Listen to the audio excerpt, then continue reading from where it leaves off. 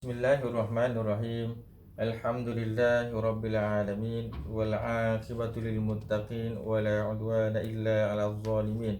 Asyhadu an la ilaha illallah wa asyhadu anna sayyidana Muhammadan 'abduhu wa rasuluh. Allahumma shalli wa sallim ala sayyidina Muhammad tibbil qulubi wa dawaiha wa 'afiyatil abdani wa shifaiha wa nuril absari wa diyaiha wa ala alihi wa sahbihi ajma'in. Amma ba'd. Assalamualaikum warahmatullahi taala wabarakatuh. Setinggi-tinggi kesyukuran kita rafakkan kepada Allah Subhanahu wa taala kerana Allah Subhanahu wa taala masih mengizinkan kita untuk kita berada di muka bumi Allah ini, untuk kita sama-sama beribadah kepada Allah Subhanahu wa taala, untuk kita sama-sama menimba ilmu Allah Subhanahu wa taala ini. Alhamdulillah. Tuan-tuan dan puan-puan dirahmati Allah sekalian, ya, untuk kali ini anda ingin berkongsi ataupun ingin berdiskusi berkenaan dengan solat jamak dan permasalahan yang berlaku di dalam solat jamak, imma solat jamak takdim ataupun solat jamak takhir. Tuan-tuan dan puan-puan dirahmati Allah sekalian, apa yang kita faham berkenaan dengan solat jamak? Apa yang kita mengerti dengan solat jamak? Solat jamak ini, tuan-tuan dan puan-puan, secara ringkasnya adalah menghubungkan ataupun menghimpunkan dua waktu di dalam satu waktu. Contoh, kita himpunkan solat asar ke dalam waktu zuhur, itu dinamakan jamak takdim. Kita himpunkan solat zuhur di dalam waktu asar, itu dinamakan jamak takhir. Itu secara ringkasnya jamak takdim dan jamak takhir, menghubungkan di antara dua waktu di dalam satu waktu. Okay. Namun sebelum kita pergi lebih jauh, kita kena faham ataupun kita kena tahu asbab yang mengharuskan kita laksanakan solat jamak. Asbab yang mengharuskan kita melaksanakan solat jamak ada tiga, tuan-tuan dan puan-puan. Yang pertama, musafir. Yang kedua, hujan. Yang ketiga, sakit. Okay. Kita pergi dulu yang musafir. Musafir ni, tuan-tuan dan puan-puan, musafir ini, di dalam musafir ada syarat-syarat yang tersembunyi untuk kita laksanakan solat jamak dengan sebab musafir, iaitu secara umumnya kita kena musafir dalam lingkungan jarak 2 marhalah. Okay. Apa itu 2 marhalah? 2 marhalah, ada setengah ulama mengatakan kiraan di dalam kilometer 81 km. Ada setengah ulama mengatakan kiraan 84 km. Dan ada setengah ulama mengatakan 85, ada yang mengatakan 87, dan ada yang mengatakan 85, dan ada yang mengatakan 89. 89 ni, inilah daripada ulama yang mutakhir ini, iaitu Dr. Wahbah Zuhaili, pengarang kitab bagi Fiqh Adillah dan Tafsir Munir. Ulama belah-belah Syria ataupun Lubnan ni, kalau tak silap. Okey. Tapi Jakim guna 90 km. Okey. Namun tuan-tuan dan puan-puan dirahmati Allah sekalian, antara 81 hingga 90 ini hanyalah anggaran. Kita boleh guna. Kita wa imma jarak itu 82, 83, 84 hingga 90 kita boleh guna. Sebab itu hanyalah anggaran. Anggaran bermula daripada 81 hingga 90 itu adalah anggaran, kita boleh guna. Janji ia adalah jarak yang di antara khilaf-khilaf antara ulama tersebut. Okay. Tuan-tuan dan puan-puan dirahmati Allah sekalian, itu sebab bagi musafir, ya. Secara ringkas syaratnya iaitu mestilah dua marhalah. Ada banyak syaratnya lagi. Mestilah niat baik, nak musafir, mestilah dalam keadaan bukan untuk tujuan maksiat, dan sebagainya. Nanti kita akan pergi lebih jauh. Ini secara ringkas. Kemudian sebab yang kedua iaitu hujan. Hujan, kita hanya boleh laksanakan solat jamak takdim sahaja. Ya, solat jamak takdim. Apa syarat yang tersembunyi di dalam sebab hujan ni? Hujan tu mestilah hujan lebat. Kalau hujan yang main-main, maksudnya hujan renyai ataupun hujan yang biasa-biasa saja, tidak boleh kita laksanakan solat jamak takdim. Lepas tu yang syarat yang kedua, mestilah tiada pelindung. Okay. Maksud tiada pelindung ni tuan-tuan dan puan-puan adalah orang tu contoh pergi ke masjid ataupun pergi ke surau dalam keadaan jalan kaki ataupun naik basikal, yang secara logiknya ataupun secara warasnya kita akan tahu bahawa orang ni mesti akan kena hujan kalau dia balik. Jadi tidak mahu berlaku dua kali perjalanan, iaitu balik ke rumah kena hujan, lepas tu datang balik untuk laksanakan solat asar, kena hujan lagi. Jadi boleh laksanakan solat jamak takdim, tapi dengan syarat mestilah tiada pelindung.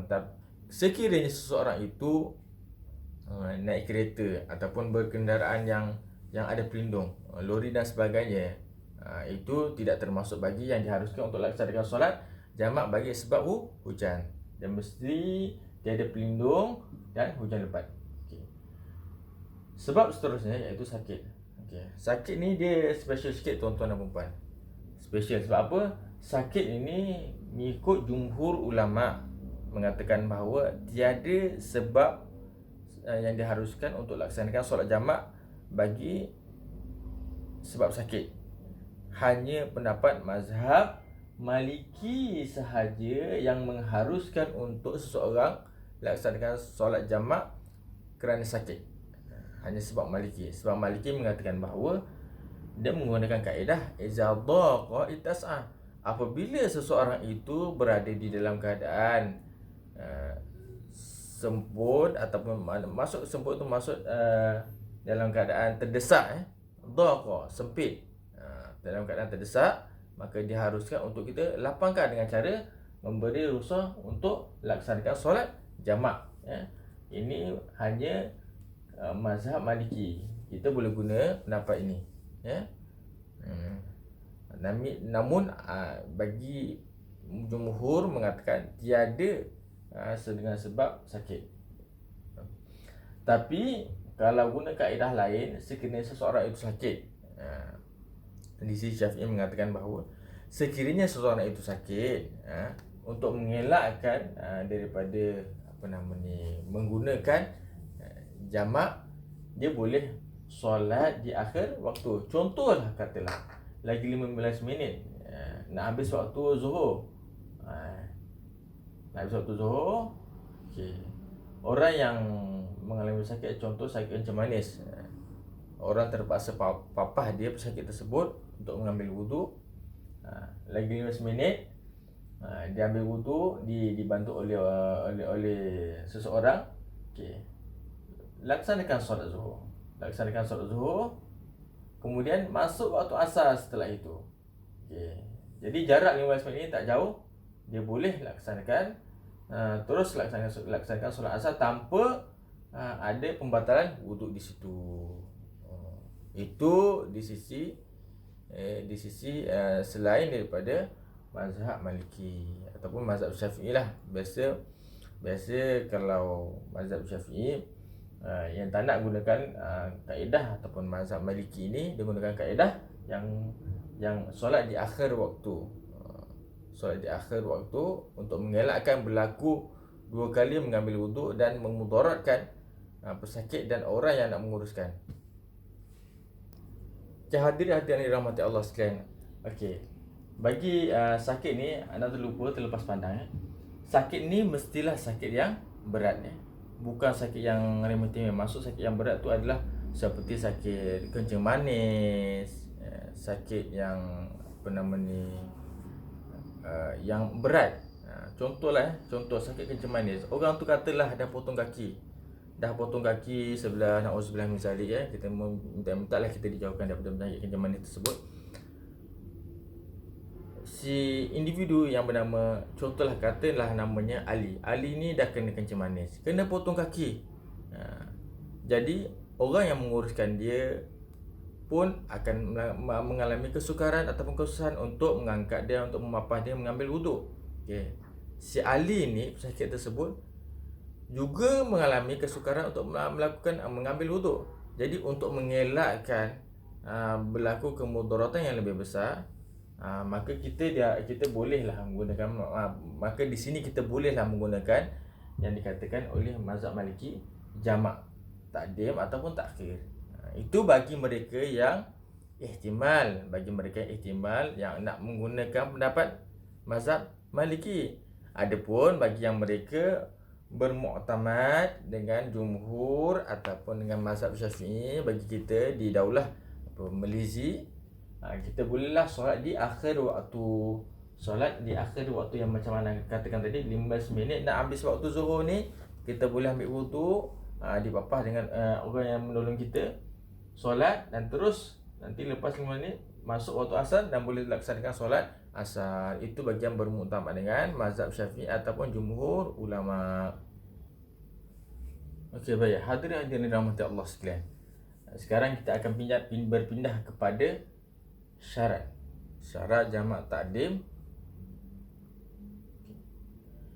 Okey, yang pertama tertib, yang kedua niat, yang ketiga masih waktu yang pertama, yang keempat berturut-turut, yang kelima sah solat yang pertama, yang keenam masih di dalam keadaan keuzuran, yang ketujuh ada ilmu berkenaan dengan solat jamak takdim. Hadirin dirahmati Allah sekalian. Bagi syarat jamak takdim ni, kita akan tengok lebih mendalam. Okay. Tertib. Apa yang dimaksudkan dengan tertib? Okay. Contohlah ya. Contoh zuhur dan asar. Okay. Bila kita nak laksanakan solat jamak takdim ni, kita kena ingat, kita kena hormati ataupun kena laksanakan solat yang pertama. Zuhur dan asar, kena laksanakan zuhur dulu baru asar. Maghrib dan isyak, kena laksanakan maghrib dulu baru isyak. Itu yang dinamakan tertib. Okey. Kita pindah pada niat. Niat ni adalah syarat kedua. Okey. Apa yang dikatakan dengan niat? Okey. Contohlah, ya. Bila kita nak laksanakan solat jamak takdim, okey, zuhur, Allahu Akbar. Ketika takbiratul ihram tu, kita niat. Makanya sah tak solat jamak tersebut? Sah. Okay. Allahu Akbar. Katalah ketika takbiratul ihram tu kita lupa nak niat. Makanya dia berniat katalah ketika rukuk. Sah tak solat jamak takdim tu tersebut? Sah solatnya. Katalah dia tak niat ketika rukuk, dia niat ketika sujud. Sah tak solat jamak tersebut? Sah solatnya. Katalah sebelum salam yang kedua, Assalamualaikum warahmatullahi, ketika salam yang pertama, okay, kanan, baru terlintas nak niat, aku nak buat solat jamak. Sah tak solat jamak tersebut? Sah. Niat dia tak semestinya aku semayang zuhur dihimpunkan kepada asar, ataupun saja aku semayang zuhur dimasukkan kepadanya asar jamak takdim kerana Allah Ta'ala. Tak semestinya macam tu. Kerana niat itu adalah maqam dia di dalam hati. Niat yang sebenar-benarnya hanyalah lintasan saja. Aku semayang jamak takdim asar kepada zuhur, lillahi ta'ala. Okay, dah. Niat hanyalah lintasan saja. Bila ada lintasan, maka sahlah solat jamak.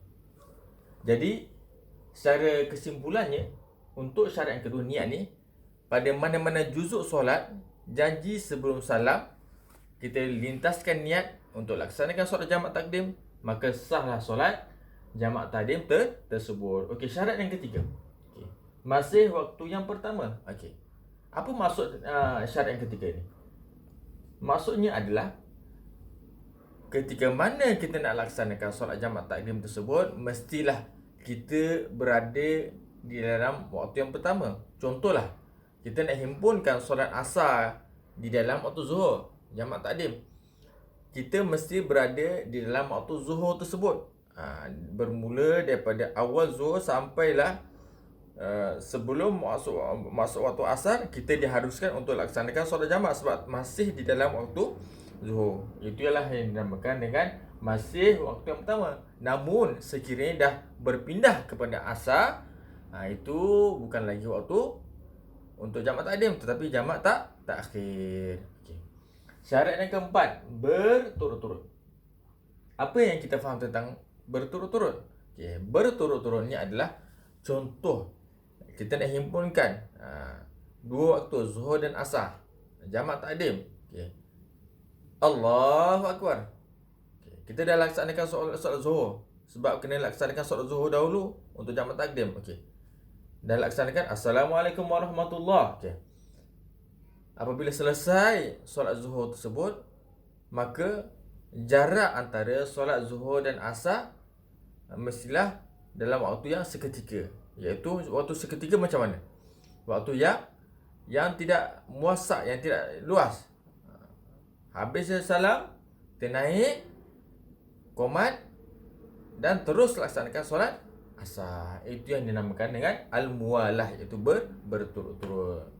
Namun sekiranya kita katalah lepas salam yang pertama, lepas salam untuk solat yang pertama kita terkentut ataupun terbatal, kita boleh ambil wuduk dan terus laksanakan solat yang kedua. Tapi sekiranya lepas solat zuhur, kita katalah kita nak pergi makan, nak pergi sembang-sembang dengan kawan, maka tidak dibolehkan sebab ada waktu yang lapang. Dia mestilah berturut-turut antara waktu zuhur dan waktu asar. Okay.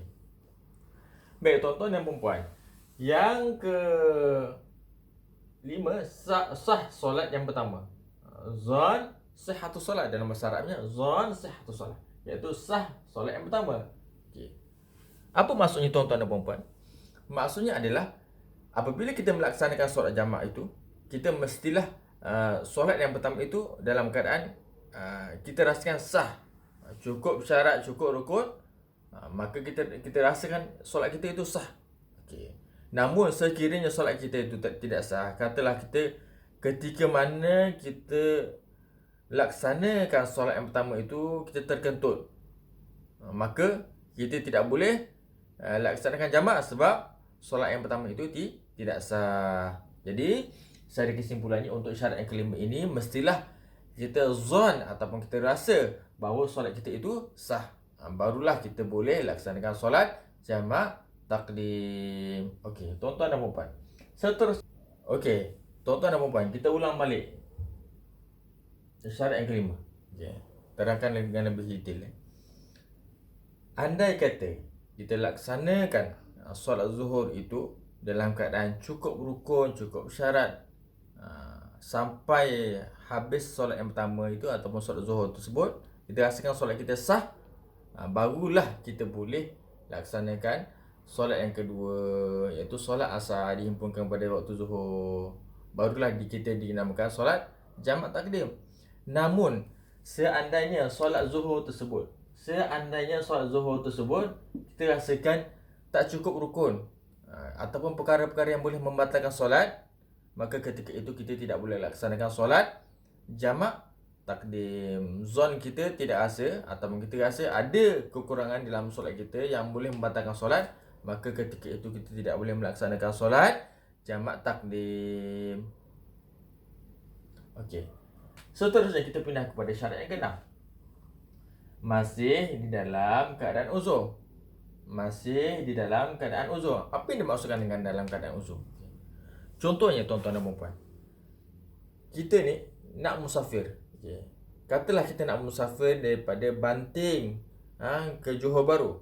Kita nak musafir daripada Banting dan ke Johor Bahru. Dalam keadaan ini, situasi kita dalam keadaan sedang musafir.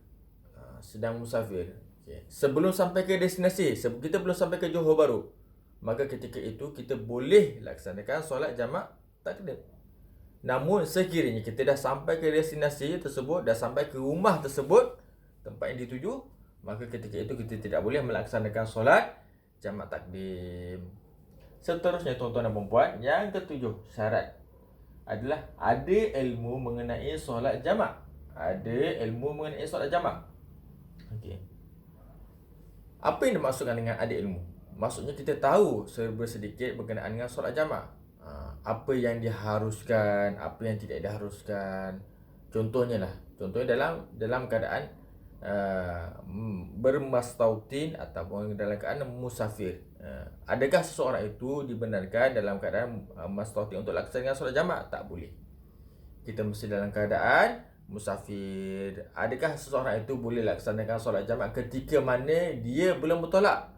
Tak boleh. Kita kena bertolak dahulu ke destinasi ataupun dalam perjalanan baru boleh. Dan apakah contoh-contoh lain yang dikatakan dengan ilmu berkenaan solat jamak? Apakah yang dimaksudkan dengan mukim? Apakah yang dimaksudkan dengan balad? Contoh dalam keadaan balad. Okey. Apakah yang boleh kita definisikan dengan dalam keadaan balad? Contohlah Kelang, Shah Alam. Katalah kita tinggal di Kelang. Okay, kita nak musafir ke Johor Bahru. Okay, kita mesti keluar daripada daerah Kelang. Okay, dah keluar daripada daerah Kelang, dah masuk Shah Alam, barulah kita boleh laksanakan solat jamak. Dia tidak semestinya dah sampai ke destinasi. Dah sampai lebih 2 marhal, tak semesti dalam keadaan begitu. Dia mesti luar daripada daerah Kelang tempat kita tinggal. Okay, dah masuk Shah Alam, barulah kita boleh jamak. Itu dinamakan luar daripada daerah. Ataupun dengan kata lain suatu tempat yang luar daripada kawasan kita ataupun bandar, contohnya masuk KL dan sebagainya, barulah kita boleh laksanakan solat jamak. Tapi yang pastinya sebelum sampai destinasi barulah kita boleh laksanakan solat jamak. Tapi kalau dah sampai destinasi tak boleh laksanakan solat jamak. Okey, baik. Kita lanjutkan lagi. Okay. Sebab ada kekeliruan, ada yang salah faham berkenaan dengan Ustaz, kenapa Ustaz kata tadi dua marhalah baru boleh jamak? Ustaz, kenapa Ustaz kata tadi bila kita dah katalah kita tinggal di Kelang, kemudian kita keluar ke Shah Alam, dah boleh jamak. Jadi jadi mafhum kat sini dua marhalah dengan dua daerah ini satu mafhum yang berbeza. Ya, anda terangkan kat sini. Syarat untuk lakukan solat jamak ataupun musafir tersebut mestilah tujuannya dua marhalah. Tujuannya dua marhalah. Adakah dengan jarak yang selepas dua marhalah itu baru boleh jamak? Tidak, tuan-tuan dan puan-puan. Tujuan asalnya dua marhalah. Okay. Tujuannya mestilah lebih dua marhalah baru kita boleh jamak. Namun sekiranya kita sebelum sampai dua marhalah itu kita boleh jamak. Apa maksud yang anda katakan tadi? Contohlah, katalah kita tinggal di Kelang. Kita nak menuju ke Johor Bahru melebihi dua marhalah. Okay. Kita nak laksanakan solat jamak di Kelang tak boleh sebab kita tinggal di Kelang. Jadi kita kena keluar daerah dulu. Katalah kita sekarang berada di Shah Alam. Barulah kita boleh berhenti di petrol pump ataupun di surau mana-mana di daerah Shah Alam, kita boleh laksanakan solat jamak. Okey. Dua marhalah itu ada tujuan. Namun sebelum kita sampai ke tujuan itu, kita boleh laksanakan solat jamak, tapi dengan syarat luar daripada kawasan tempat kita tinggal. Okay. Apa yang ulama katakan?